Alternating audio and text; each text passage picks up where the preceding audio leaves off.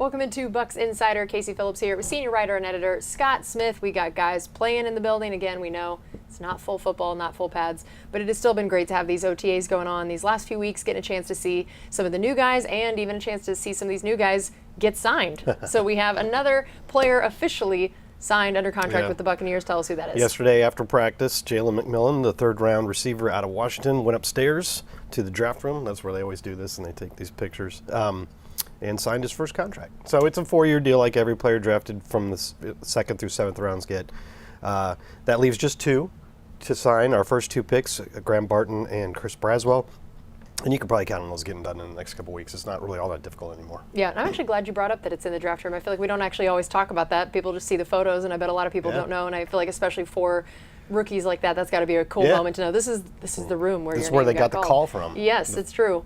So I know also, again, because guys are out here at OTAs, we're getting to hear from a few of them, which has been nice. And we've talked about how this team, there's not necessarily going to be a ton of shakeup at starting roles from last year, which is great. That's usually good. It's usually a good thing. Especially if your team was good. Exactly. So, but one of the areas that there will be shakeup because Devin White left is inside linebacker, and I know we've gotten a chance to hear from KJ Britt recently, but tell us just your thoughts on that position room and group and what you think that could look like with his departure. Yeah, well, it's going to have change there for the first time in a while. Levante David's been playing since 2012, and he's still going strong. And then Devin White's been his running mate since 2019, and now he's with the Eagles, left in free agency after 5 years. And for those 5 years, the Bucs have been running the same system, so it's always required basically 2 off-ball linebackers, and they've been, if they're healthy, they're on the field, those 2 guys. There's been no real opportunity for anybody else. If you look at these opportunities, I mean, Devin missed a little time in 2020 due to COVID, and Levante missed a few games in 2021, which brings down his total percentage. But you can see for the most part, they're on the field for almost every snap until the second half of last year when Devin White ran into some injury issues and then KJ Britt started to earn a bigger role. And you can see there's where the opportunity finally came, and most specifically for KJ last year. And he did well in that. I think he showed the coaches that he definitely has a future there. This is a 5th-round draft pick in 2021 who's finally getting a chance to play a little bit. And the question now is, with Devin White gone, and obviously needs somebody there, they'll have some packages that might only have 1 linebacker, but they'll probably have 2 linebackers on the field most of the time. KJ Britt seems like the first choice, right? Because he's the one that they put in there last year when Devin was out. And everybody knew he's a good downhill thumper. Can he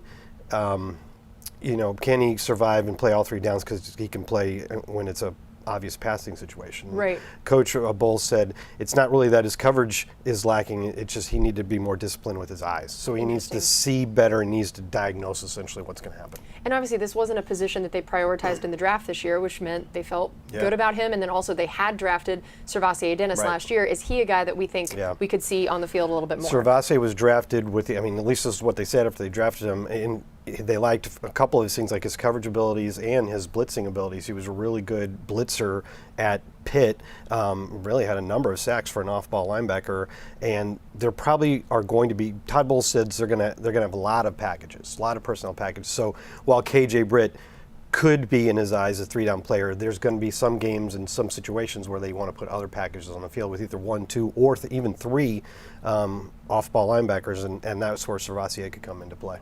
And then, again, we talked about the fact that we heard from KJ Britt, but he talked about not just kind of the inside linebacker role, but another topic that's been interesting this offseason is the new kickoff rule and how much that's going to change things for everyone that's part of the special teams unit. So let's take a listen to what he had to say about that.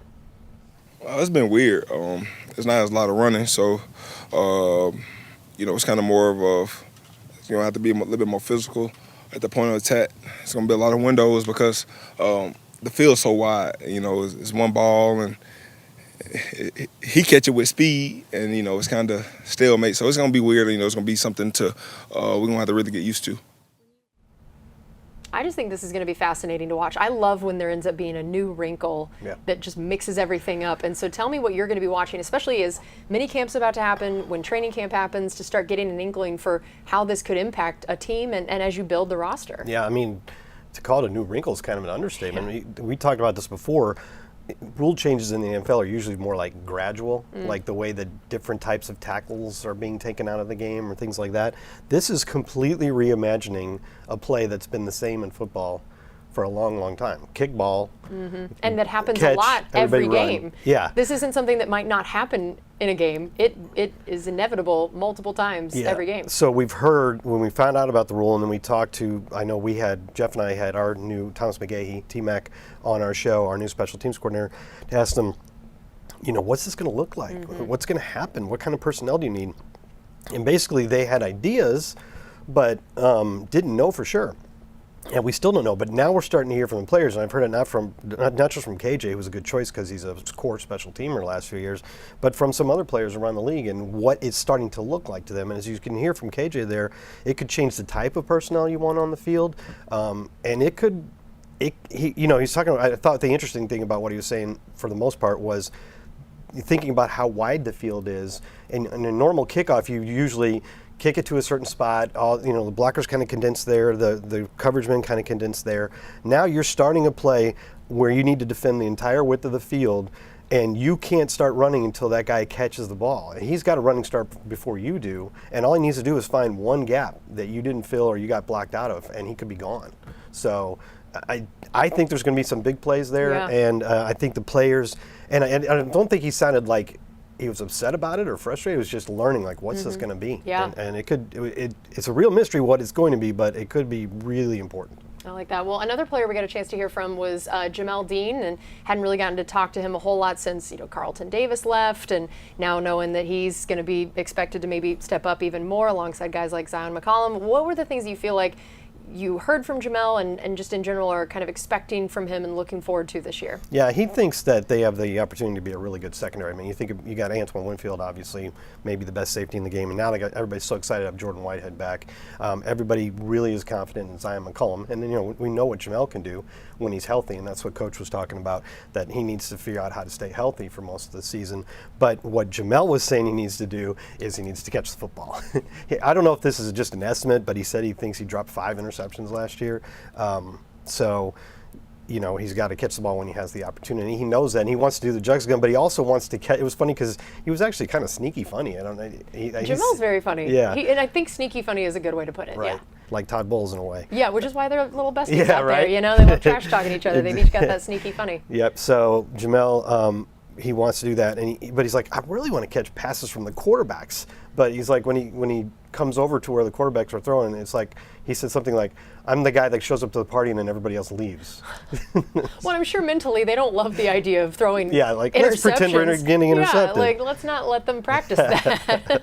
But in any case, there's definitely room for the whole entire secondary and to make more plays on the ball. And if you think about it, the Buccaneers had a +8 interception or turnover ratio last year, which was good. It was top 10. That's good. It could have been so much better if they just caught the ball. Because if you look at this, I mean, the Bucs, you have there the giveaways, both fumbles and interceptions, and the takeaways, both fumbles and interceptions. As you can see, the Bucs ranked 6th in interceptions, fewest interceptions, 2nd in fumble recoveries, top half in number of fumbles lost. But it's the interceptions where they were down in the bottom half of the league. And if you just change that one number, you could really make a big difference. That's interesting. All right, and then also I know offensive line is going to be an interesting one to look through this whole offseason of, as you look at OTAs, minicamp, into training camp, you got some new faces, and you're going to inevitably have a new starter at least one position.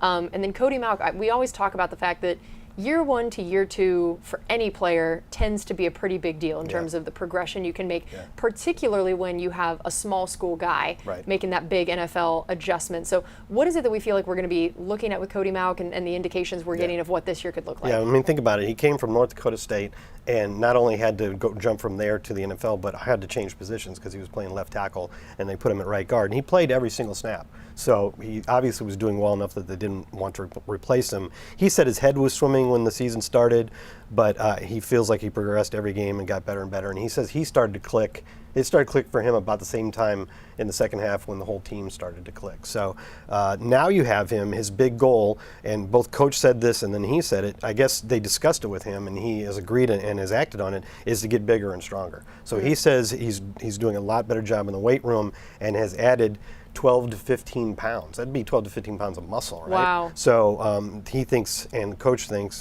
Bowles thinks, that he can make a big leap in his game. You know, we talk about that second-year leap like he just did, but sometimes a lot of it's theoretical. In a case like this, there's a specific thing that he's done to make him a better and more effective player, and he's already accomplished getting bigger and stronger. So let's see how that affects his game. Interesting. And then finally, I know we talked about, new kickoff rule, but there's also some other proposed changes coming down the pike. And it's always interesting talking to everybody about the offseason program. It's changed so much, going back to where, you'll hear guys talk about, well, when I played, there were 3-a-days in training camp. Yeah. So Well, there's there already really were. Yes, there's already been a lot of changes, but there's discussion of even more changes potentially. Yeah. So what are those discussions, and do the reactions seem to be so far to the idea? Right. So right now, today, the Bucs are going to hold the last OTA of this week. Then there'll be one more week of OTAs, and then a mini camp that's mandatory. Then after that, as has been the tradition, they have that one last lengthy break, like 6 or 7 weeks, where coaches and players can get away from the game a little bit for that period of time before diving back in for training camp. What the NFLPA is apparently working on is a proposal, and I don't know what steps it would take to go from a proposal to actually happening. Usually when you have a change of something like this, it's part of a negotiation, and it's like, okay, we'll give you this, but you have to give us this. So I don't know how this is going to work or how soon it could work, but apparently they're interested in possibly it being as soon as next year. It would do away with OTAs. So basically you're putting that break a little earlier, Right. and then you have a longer ramp-up period before training camp. So basically it'd be like taking whatever practice work you're allowed to do and putting it right before camp, which could mean uninterrupted activity from as far as maybe mid-June Wow. or early July. Then you're done. You're in Interesting. training camp in the season. So I don't know.